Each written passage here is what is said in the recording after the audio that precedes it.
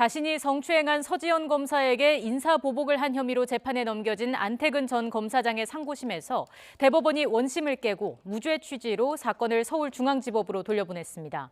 안 전 검사장의 인사배치가 직권남용이라고 본 원심 판단에 법리를 오해한 부분이 있다는 건데 서 검사 측은 납득하기 어렵다고 반발했습니다. 취재기자 연결합니다. 박석영 기자. 네, 대법원입니다. 네, 안태근 전 검사장은 이 사건으로 실형을 받아서 법정 구속돼 수감 중이었습니다. 대법원이 이제 무죄 취지로 사건을 파기환송하면서 곧 풀려날 예정이라고요. 네, 대법원은 오늘 오전 10시 10분 안태근 전 검사장의 직권남용 혐의 상고심에서 징역 2년을 선고한 원심을 뒤집었습니다. 무죄 취지로 사건을 서울중앙지법으로 돌려보낸 건데요. 대법원이 안 전 검사장에 대해 직권으로 보석을 결정했기 때문에 현재 동부구치소에 수감된 안 전 검사장은 곧 풀려날 것으로 보입니다. 그러니까 앞으로는 불구속 상태로 파기환송심 재판을 받게 될 전망입니다.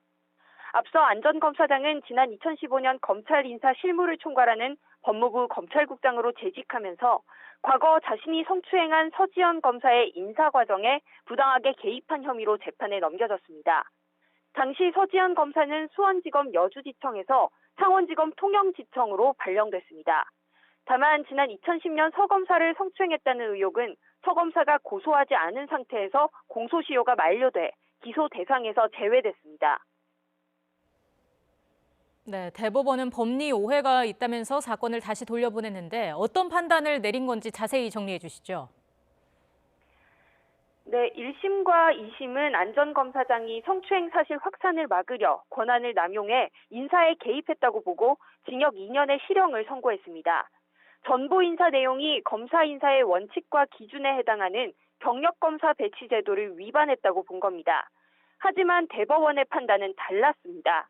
대법원은 경력검사 배치 제도 기준이 다른 인사 기준이나 고려사항보다 일방적으로 우위에 있다고 볼 근거를 찾기 어렵고 서 검사의 인사 내용도 원칙과 기준에 반하는 것이라 단정할 수는 없다고 봤습니다.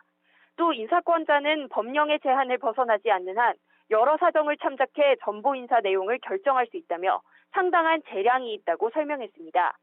이어 안 전 검사장이 인사 담당 검사에게 서 검사에 대한 인사안을 작성하도록 한 것이 직권남용죄에서 말하는 의무 없는 일을 하게 한 때에 해당한다고 보기도 어렵다고 했습니다. 이와 관련해 박균택 법무연수원장은 지난해 11월 자신의 별도 민원으로 인해 서 검사가 통영지청으로 발령났다며 대법원에 안 전 검사장 구명 진술서를 내기도 했습니다. 대법원 판단에 대해 서 검사의 법률 대리인인 서기호 변호사는 직권남용의 범위를 지나치게 좁게 해석해 면죄부를 준 것으로 도저히 납득하기 어렵다고 비판했습니다.